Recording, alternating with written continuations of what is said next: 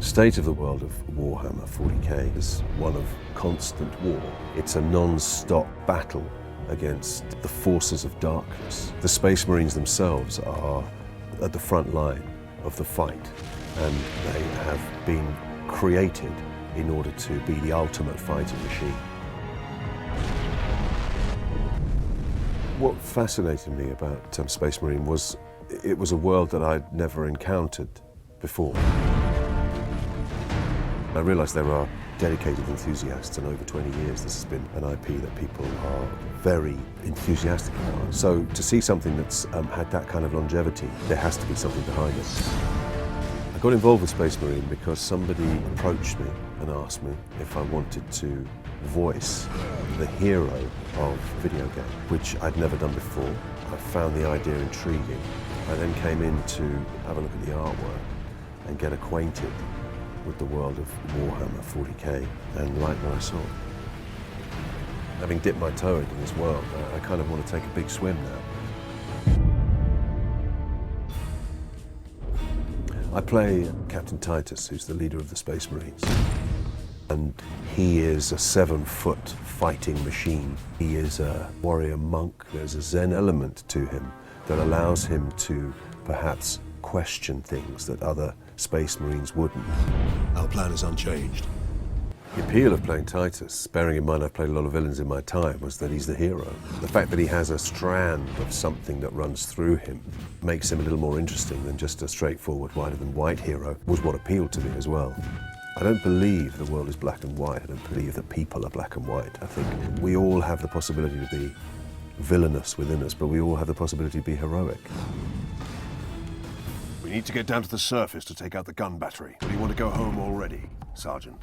Titus's voice was a very important element because that is the thing that I'm bringing to this world. I will destroy Nemroth with skill and steel. Seeing the pictures of him, how he's drawn, the armor that he wears, the determination on his face, the squareness of his jaw means that that heroic element you have to create in the voice. I ain't finished with you yet, Space Marine! But I am finished with you, Orc. I didn't really base it on anybody that I've heard, other than the fact that in order to bring that weight of power and ability and somebody who you'd follow anywhere, I needed to bring some sort of depth and strength to it.